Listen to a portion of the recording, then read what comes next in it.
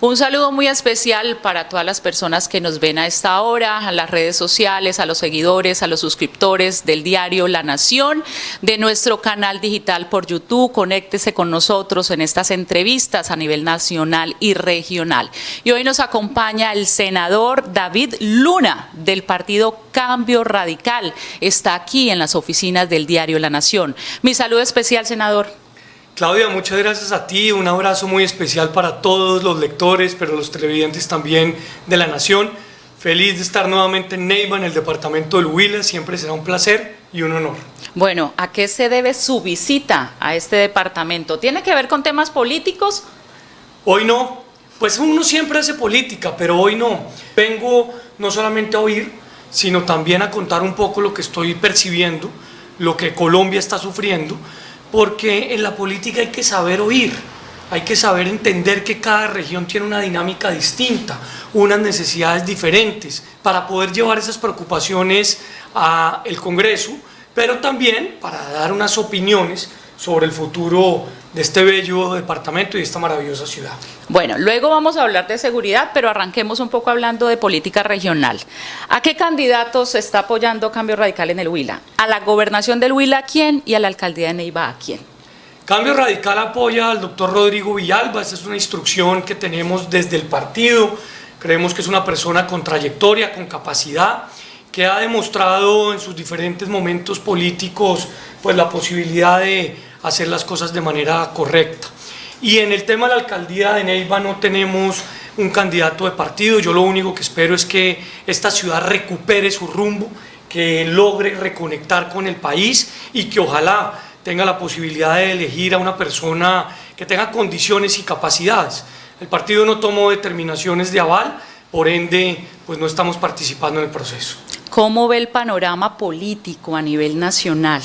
Es decir, y le pregunto, muchos comentarios es, aquí va a ser derrotada la izquierda, va a ser derrotados los partidos que apoyaron al presidente Petro. ¿Usted cree que eso se va a reflejar en las regiones?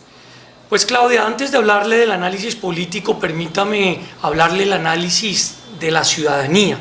Las elecciones están en riesgo, y están en riesgo porque el ministro de Defensa le amarró literalmente las manos y los pies a la fuerza pública.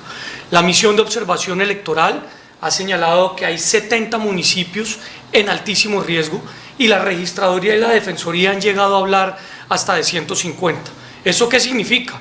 Que grupos al margen de la ley o que grupos delincuenciales están tratando de cooptar candidatos o inclusive de hacerlos renunciar. Y en eso yo creo que vale la pena que todos levantemos la mano y que digamos que queremos votar libremente por el que cada uno quiera, pero bajo ninguna circunstancia pretender que el ministro de Defensa sea el jefe de debate de los grupos al margen de la ley. Eso lo rechazo y lo he venido diciendo hace más de 6 meses. Lamentablemente, tanto el presidente Petro como el ministro de Defensa siendo oídos sordos al respecto. Así que la seguridad de las elecciones está en riesgo, la seguridad de muchos territorios están en riesgo y el gobierno está todavía a portas, a punto, en momento de corregir esa situación, permitiéndole a la fuerza pública y a la policía que actúe. Y en segundo lugar, la valoración política. Yo creo que los ciudadanos están desilusionados de un presidente que se comprometió con muchísimas cosas durante la campaña y que no las ha cumplido, de un presidente que dijo que iba a cambiar las formas de hacer la política, y creo yo que es el presidente que más conciencias ha tratado de comprar en el Congreso, de un presidente que decía que era absolutamente transparente y los escándalos de financiación irregular de su campaña pues son aterradores. Por ende la gente va a votar, seguramente en muchos casos, tratando de mandarle un mensaje al presidente, pero ojalá los ciudadanos voten por las mejores personas, por las personas que se comprometan con mejorar sus ciudades, con administrarlas transparente y decentemente, con mejorar sus departamentos, con lograr que las obras se hagan. Las elecciones territoriales sí, son un momento político importante para evaluar al presidente, pero sobre todo para jugar el futuro de sus territorios. Y en ese sentido yo creo que hay candidatos que no son afectos al gobierno, que militan en diferentes partes o distintas al gobierno y que van a triunfar. Precisamente hablando de los temas de seguridad, de las amenazas, pues hoy tenemos la portada, como puede ver, del diario La Nación, un atentado a un candidato a la alcaldía de Palestina. Y decíamos en algún momento que no solamente la fuerza pública, sino los alcaldes y los gobernadores han manifestado que se sienten solos, que realmente no tienen un apoyo del gobierno nacional para actuar y que además la ciudadanía se siente desamparada. Y hoy lo vemos todos los días, los hechos de sangre son constantes. ¿Qué hace el Congreso de la República? ¿Qué ha hecho cambio radical para decirle al gobierno nacional, no más? Hay que actuar porque las personas y la ciudadanía está cansada, no solamente la zona rural, estamos hablando también de la zona urbana, de muchos municipios y de muchas ciudades en donde ya no se puede salir de ninguna manera porque la delincuencia está allí. Ahora el desplazamiento de los campesinos pues se está dando en todo el país y los hechos son todos los días, senador. ¿Qué ha hecho Cambio Radical? ¿Qué está haciendo el Congreso frente al tema? Fue este partido y este senador particularmente quien por primera vez, hace ya 6 meses, hizo un debate en el Congreso citando al ministro de Defensa y diciéndole 3 cosas. Lo primero, que le tiene amarradas las manos y los pies a la fuerza pública con el argumento de los decretos de cese al fuego con las organizaciones criminales. Y ahí lo que termina pasando es que el ciudadano es el que termina siendo afectado, porque la institucionalidad no lo puede proteger. Y es a ellos quienes debemos proteger. Claro que muchos creemos y queremos que haya paz a raíz del diálogo, pero bajo ninguna circunstancia entregándole territorio. Le dije en ese momento al ministro que parecía que el gobierno del presidente Petro quería devolverse casi 20 o 30 años en el tiempo al muy mal recordado Caguán. Y en eso, pues la historia, sobre todo en este departamento, es muy crítica. Y yo creo que hay algo que los ciudadanos no quieren volver a poner en juego, y es su seguridad. Hay unos grupos que tienen intereses políticos, como el ELN, pero hay otros que son narcotraficantes, mafiosos, secuestradores, como el Clan del Golfo o como las autodefensas gaitanistas. Y a esos necesariamente hay que atacarlos con contundencia para proteger a la sociedad civil. Lo que pasó recientemente en el Cauca, a manos del señor Mordisco, no tiene perdón de Dios. Y el presidente está perdiendo el territorio. Solo hasta ayer, en una declaración, señaló que con la excusa política no podían seguir delinquiendo. Segundo, es muy importante señalar que lamentablemente están desinstitucionalizando las fuerzas militares. Yo creo en el ejército, en la policía, creo que hay que respaldarlos como país. Ellos otorgaron su vida en muchos casos para protegernos. Ahora, si es cierto que hay manzanas podridas, pues ellos tienen que pagar, pero no por unos pocos tenemos que pretender acabar la fuerza pública como lamentablemente este gobierno está insistiendo en hacerlo. Y en tercer lugar, hay una cosa que no puede perderse de vista y es lo que usted acaba de mencionar. Nuevamente, a quien piensa distinto o a quien promueve unas ideas diferentes, creen que la única forma de derrotarlo es silenciándole la vida. No, acá tenemos que respetar a quien piensa distinto. Yo le hago oposición al presidente Petro, pero con respeto, sin gritos, con propuestas, con evidencia. Y en ese sentido yo creo que hay que respetar ese ejercicio democrático. Claudia, por primera vez en muchos años, volvió el fenómeno de que los alcaldes se tenían que ir de sus municipios ante las amenazas. Eso no puede volver a suceder en Colombia. No podemos, bajo ninguna circunstancia, permitirle a los grupos, al margen de la ley, que crean que van a tener acá una serie de gabelas. Por eso yo presenté una ponencia negativa para el proyecto del presidente Petro que se denominó la ley de sometimiento. Eso es una vagabundería. Lo que pretendían era prácticamente dejar en libertad a personas ya condenadas, incluso de delitos de lesa humanidad.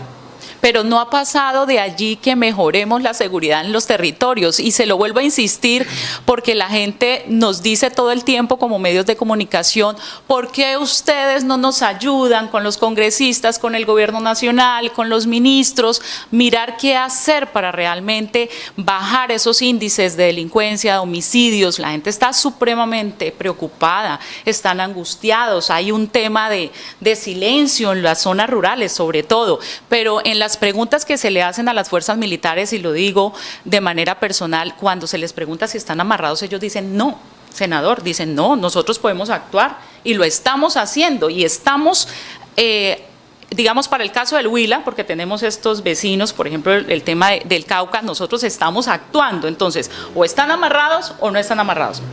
Pues Claudia, claramente le contestan que no, porque si no los echan, como sucedió con un grupo de generales en el ejército y en la policía. Y ellos evidentemente saben perfectamente que no pueden actuar. Y no pueden actuar porque acá hay que ser claro, quien lidera la fuerza pública en Colombia es el presidente y el ministro de Defensa. Nosotros como Congreso hacemos debates, llamamos la atención, mencionamos las alertas tempranas del defensor del pueblo, las graves denuncias que ha hecho el registrador. Vuelvo e insisto, la misión de observación electoral le mandó una comunicación hace unos días al presidente señalándole cuáles son los municipios en riesgo. Y el presidente y el ministro hacen oídos sordos. Y la pregunta de fondo, haciéndosela al señor presidente, mirándolo a los ojos, con respeto pero con contundencia, es si él quiere defender a los grupos delincuenciales o a la sociedad civil. Su instrucción constitucional es defender a la sociedad civil. Así esté en estos momentos en diálogos con grupos al margen de la ley. ¿Y usted qué cree? Yo estoy absolutamente convencido que la agenda del gobierno está beneficiando a los grupos al margen de la ley.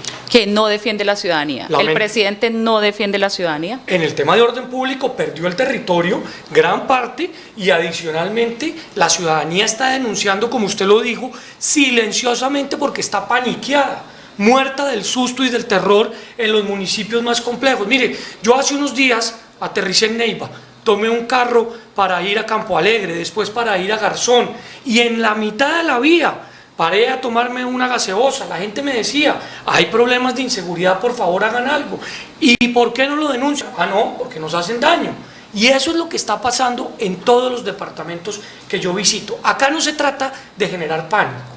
Acá no se trata de tratar de golpear al gobierno con algo que no está existiendo. Es la gente la que internamente le escribe a usted, a mí, a muchos, diciendo que la situación de inseguridad está fallando. ¿Cuál podría ser ese camino desde su posición en el Congreso? ¿Cuál podría ser esa propuesta seria, responsable, ahora que vienen los comicios regionales? ¿Qué se puede hacer desde los territorios? Pues yo creo que lo primero que hay que hacer es regresarle la confianza a la fuerza pública a través del presupuesto. Todos los días vemos noticias de que no hay plata para la gasolina de los helicópteros, de que no hay plata para la munición del ejército, de que no hay plata para los uniformes. Al ejército, a la armada, a la fuerza aérea, en el último presupuesto les redujeron casi 800.000 millones de pesos.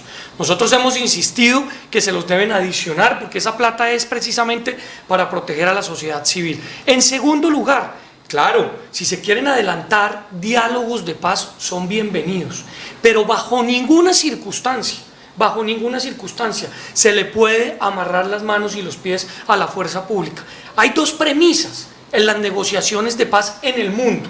La primera de ellas, que mientras que se negocia, se protege a la sociedad civil. ¿A través de quién? De la fuerza pública.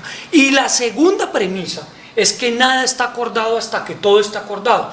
Acá no podemos seguir declarando ceses al fuego que son permanentemente violados por quien los firma. Entonces el ELN con bombos y platillos va y firma un cese al fuego y al día siguiente secuestra a un oficial. El Clan del Golfo, lo propio. No, señores, acá tenemos que ver verdadera voluntad de paz, porque finalmente la seguridad es transversal a todo. Si la seguridad falla, falla la agricultura, falla el turismo, falla el comercio, y como usted lo dijo hace un rato, esto ya no solamente es de los municipios, están las bandas del crimen organizado en las ciudades extorsionando, poquito a poquito, pero si no se les captura, pues empiezan a creer que son los dueños de la plaza de mercado o lo que es peor, de un barrio entero. Usted es un líder muy visible de la oposición del gobierno nacional. Hablemos del tema que ha estado en el país durante mucho rato, porque ese es un discurso que viene hace mucho rato, que una parte de la sociedad no quiere que el presidente termine su mandato. Y realmente anoche en su discurso volvió y lo ratificó, que una parte de la sociedad quiere que él no siga como presidente de la República. Y lo hizo haciendo alusión, desde luego, a la actuación de la Fiscalía de compulsar las copias a la Comisión de Acusaciones. ¿Usted cree que ese discurso tiene asidero, tiene razón el presidente? No. Claudia, vamos por partes. Lo primero es que hay que decirle al presidente que no nos siga tratando de convencer con su gran capacidad de elocuencia. Presidente, yo soy de los que cree, y yo creo que todos los colombianos, que usted tiene que terminar su periodo. Nosotros respetamos la democracia, respetamos los resultados. Adelante, pero haga las cosas bien. No se dedique solamente al discurso y a la promesa, ejecute. Usted dijo en campaña que le iba a entregar el subsidio a 500.000 adultos, perdón, a 1.500.000 adultos mayores, aumentándoles de 80.000 a 500.000 pesos. No ha pasado. No ha pasado, y lo podría hacer solamente con una decisión presupuestal. Usted nos dijo que le iba a condonar a los alumnos del ICETEX sus créditos. No ha pasado, y lo podría hacer solo con una decisión presupuestal. O sea, pase del discurso al hecho y no siga con esa tesis fatalista del autogolpe que no se la cree ni usted. Muchos, yo creería que todos los colombianos que somos demócratas sabemos que él ganó las elecciones y tiene que gobernar, pero lo que nos tiene es dedicados a hacer control político para advertir sus incoherencias en muchos casos o su falta de evidencia en otros casos. En segundo lugar, cuando uno gana las elecciones gobierna, cuando uno las pierde, como en mi caso, controla, no se acomoda, no se arrodilla. Por esa razón, hacer oposición es fundamental para que haya equilibrio de poderes. Y yo hago una oposición sensata, una oposición respetuosa, pero una oposición firme. A mí no me va a comprar el ministro de turno con un plato de lentejas, con un ministerio o con un contrato. No, yo estoy elegido por los ciudadanos para defender la institucionalidad, nuestra fuerza pública, la Corte Constitucional, el Banco de la República. Yo estoy elegido por los ciudadanos para decir que la mejor política social es la generación de empleo. Ese cuentico de decirle a los empresarios esclavistas no tiene ningún sentido.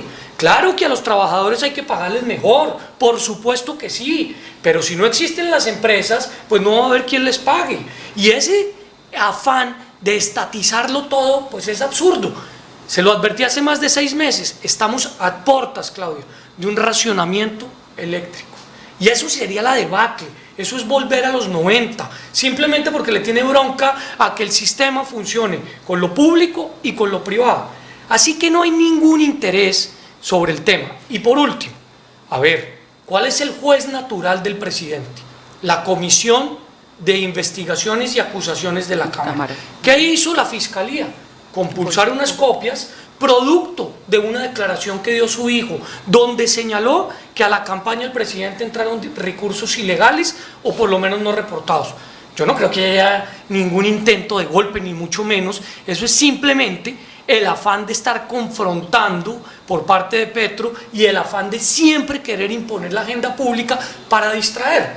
Mientras que estamos hablando de la decisión de la Fiscalía, están tratando de pasar de agache la reforma a la salud, que va a afectar duramente al ciudadano que tiene una enfermedad de alta complejidad, porque gracias a Dios usted ni yo, en este momento, y Dios no lo quiera en el futuro, tenemos cáncer, pero usted y yo aportamos, gracias a usted y a mí y a 200 más, esa enfermedad que cuesta 200 o 250 millones puede ser atendida a un ciudadano. Eso es lo que quieren desbaratar en el sistema de salud y eso nadie lo está viendo.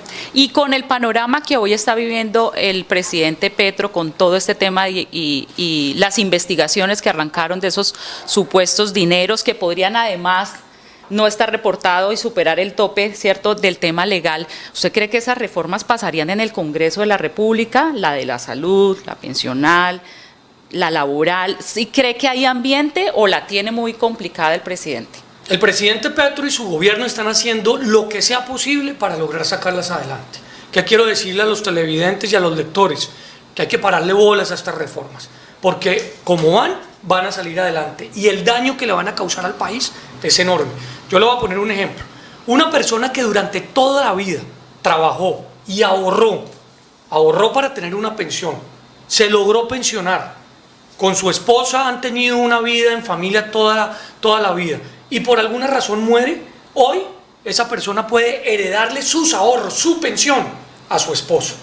Después de la reforma pensional de Petro, eso va a quedar prohibido. O sea, se acaba el derecho de heredabilidad. Pero lo voy a contar otra perla. Si usted durante toda su vida ha logrado ahorrar entre 0 y 300 semanas, ¿sabe lo que le van a hacer? Le van a devolver un bono a 0 intereses si su plata está hoy en Colpensiones. Eso no tiene sentido. Pero lo que es peor aún, esta reforma sí habla de aumentar la edad. Porque en algunos casos está diciendo que usted, en vez de trabajar 1.200 semanas, tiene que trabajar 1.300 para lograr tener esa pensión. Entonces, a mí, con datos, con evidencia, con número de artículos, acá le estoy diciendo al gobierno que no le está diciendo a la sociedad, y de eso es que se trata. Esas reformas, la laboral, la pensional y obviamente la de salud, se convirtieron en un punto de honor del presidente Petro, y él hace lo que sea por sacarlo adelante. Hay veces nos sentimos muy solos en el Congreso y no tenemos la capacidad de evitarlo porque compran conciencias y porque obviamente hacen lo posible para sacar los proyectos. Es decir, que va a haber mermelada en el Congreso a diestra y siniestra. Ya la hay, a diestra y siniestra, desde hace mucho tiempo. ¿O cómo cree que sacaron esa reforma tributaria del año pasado que nosotros votamos negativamente? Una reforma tributaria donde advertimos que la economía iba prácticamente a decrecer. Y la historia nos dio la razón, solo crecimos al 0.3%. Una reforma que está golpeando los alimentos, así hayan dicho que no, ahora comienzan los embutidos a tener más valor. Y obviamente una reforma que golpea la generación de empleo, porque somos el país en el continente que más altos impuestos paga, y obviamente eso cierra la posibilidad de crear empleos formales, que es a lo que le debería apuntar una reforma. En ese escenario futurista que estas reformas fueran aprobadas por el Congreso de la República, ¿cómo ve usted el país entonces, senador? Pues yo, más que el país, lo que veo son los servicios. Acá lo que la ciudadanía tiene que ver es lo que le va a pasar. Y en el tema de salud es dramático, porque la reforma lo que pretende acabar es con el sistema de aseguramiento. La reforma lo que pretende es acabar con las EPS. Yo creo que las EPS, claro que hay que meterlas en cintura, claro que hay que exigirles más, claro que hay que meter a la cárcel a los que se roban la plata de la salud, pero acabándolas, lo que pasa es que las fórmulas que pretenden atender al paciente que tiene enfermedad de alta complejidad van a desaparecer. Y al desaparecer no vamos a tener la capacidad de que haya un sistema solidario, donde quienes no nos enfermamos, y toquemos madera para no enfermarnos, pues somos quienes aportamos para financiar los tratamientos de quienes se enferman. Y en ese sentido hay que hacer un esfuerzo grande, como también un esfuerzo en el tema pensional, para que la gente entienda la dimensión de lo que está pasando. Jurídicamente o legislativamente, más bien sería la pregunta, ¿cómo está en este momento la reforma laboral?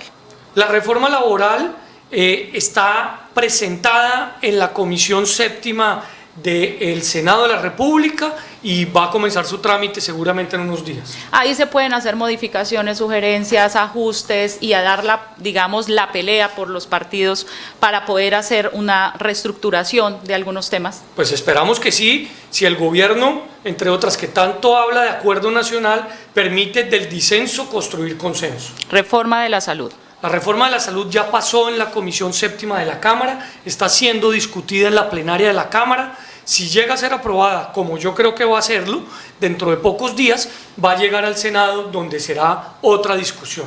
También se pueden hacer ajustes. Se pueden hacer ajustes, por supuesto, y es lo que nosotros hemos planteado, a tal punto que presentamos un proyecto modificatorio, un proyecto alternativo, que lamentablemente el Congreso, hasta el momento, en virtud de la mayoría gubernamental, no ha permitido discutir. ¿Y cómo va la reforma pensional? La reforma pensional ya pasó en la Comisión Séptima del Senado, ahora la discutirá la plenaria.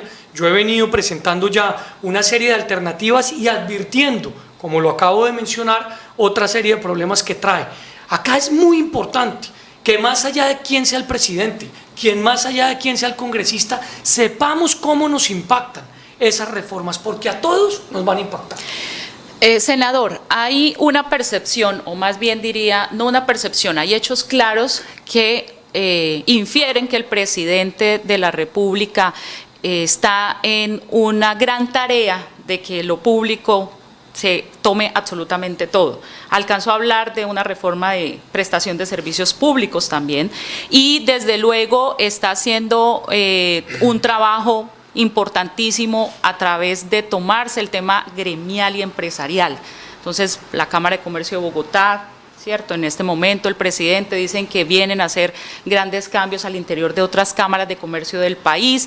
Acaba de anunciar el ministro de Hacienda que la Federación Colombiana de Cafeteros ha sido la responsable de quebrar las cooperativas en el país y de tener a los cafeteros en la crisis que está sumida hoy, entonces que seguramente si no se acepta la reestructuración que están pidiendo, pues definitivamente le quitará los recursos importantes que vienen del sector público. ¿Eso es percepción o eso es una realidad? No, es una realidad, Claudia. El presidente sufre el complejo de Adán. Él piensa que desde que él es presidente, todo lo que se haga es bueno y todo lo que se hizo en el pasado es malo. Yo creo que hay que cambiar ese principio por otro, que es el de construir sobre lo construido. Es fundamental entender que el sector privado puede ayudar a ejecutar muchas de las políticas públicas. El sector privado no es bueno para hacer camisas o para hacer zapatos, a cuenta de que ahora el Estado tiene que salir a hacer los uniformes, por decir algo, de los bomberos. Eso sería una equivocación garrafal, porque entonces terminamos gastando los impuestos de ustedes, de los colombianos, en actividades que pueden fracasar. Entonces, yo lo que creo es que el gobierno debe entender que hay que aprovechar las buenas experiencias, como decía un ex primer ministro inglés, que creó la tercera vía: el mercado hasta donde sea posible, el Estado hasta donde sea necesario. Hay que aprovechar que muchas cosas han funcionado bien de la mano de ambos sectores. Y vamos otra vez a los ejemplos, a la historia. Muchos de pronto no se acuerdan, pero por allá en los 90, cuando existía el Instituto de Seguros Sociales, los pacientes decían que era una entidad ineficiente, corrupta. Por esa razón se creó un sistema donde estuviera el Estado y los particulares controlándose entre sí. Por allá en los años 90, cuando se dio el racionamiento, toda la energía la administraban las empresas públicas, fueron mal administradas y por eso se creó un sistema mixto, para controlarse los unos a los otros. Yo no creo que haya que arrasar con todo lo que el país ha logrado, pero sí hay que hacer algunos ajustes y esos ajustes se pueden hacer si se es sensato. Entonces, esa vocación del presidente Petro de llamar a todos los que hacen empresa o industria esclavistas, creo que es equivocada. Uno no puede estigmatizar. Él dice que defiende a las minorías no estigmatizándolas. Bueno, no estigmatice a los que piensan distinto a él, más bien construya con ellos, como ha señalado en el famoso acuerdo nacional que se ha quedado en puro discurso y en nada de ejecución. Antes de cerrar esta entrevista, senador, quisiera preguntarle por un huilense que está en la Cámara de Representantes, Tito Murcia, quien fue promovido en el departamento del Huila, usted al Senado, él a la Cámara, fue vetado, ni voz ni voto, y ahora está suspendido por el Consejo Nacional Electoral, ¿sí es así? Así es. ¿Qué ha pasado con él y qué va a pasar con Tito Murcia? Tito Murcia es un gran huilense, una persona que tiene no solamente capacidad, sino adicionalmente formación y, lo más importante, liderazgo para decir las cosas como son. Yo no estuve de acuerdo con la decisión que tomó el partido de suspenderle la voz y el voto, porque Tito Murcia está apoyando al candidato a la gobernación, que es Rodrigo Villalba, el candidato de Cambio Radical. Y en ese sentido, en el escenario donde estuvo, estaba acompañando a Rodrigo Villalba. Yo espero que los recursos que él ha presentado, que están bastante bien sustentados desde el punto de vista jurídico, pues surtan efecto para que él pueda seguir defendiendo los intereses de los huilenses. Es Tito Murcia el hombre que ha señalado que el Huila requería tener una persona huilense en la cabeza de la Federación de Cafeteros. Ha sido Tito Murcia el que ha señalado la necesidad de que el Huila pague menos tarifa de energía en virtud de que tiene dos de los más importantes embalses del país. Ha sido quien ha señalado la necesidad de terminar esta vía prontamente entre Neiva y San Vicente el Caguán. O sea, me parece que es un hombre muy necesario para el Congreso y para el Huila. Pero se decía que el doctor Germán Vargas no lo quiere y lo quiere fuera. No conozco ese detalle, no conozco los temas, digamos, personales. Acá lo que importa son los temas jurídicos y yo creo que tiene totalmente claro el ejercicio de su defensa. Bueno, senador, muchísimas gracias por este espacio, por esta entrevista para todos nuestros seguidores, suscriptores del Diario de la Nación, lectores, muchísimas gracias. Un mensaje final para los huilenses ahora que se acercan los comicios regionales. Primero, muchas gracias a ti por esta invitación, muy honrado. Es un honor para mí poder acompañar al Diario de la Nación hoy. Y segundo, evidentemente, nos estamos jugando la vida, literalmente, en las elecciones del 29 de octubre. Votemos por las personas que hacen promesas para cumplirlas, no para endulzar el oído. Y en ese sentido yo creo que hay muchas que evidentemente representan corriente totalmente distinta a la que lidera el presidente Petro. Yo haría el acompañamiento a esos candidatos. Muchísimas gracias, senador David Luna. A todos ustedes, muchísimas gracias y nos vemos en una próxima oportunidad.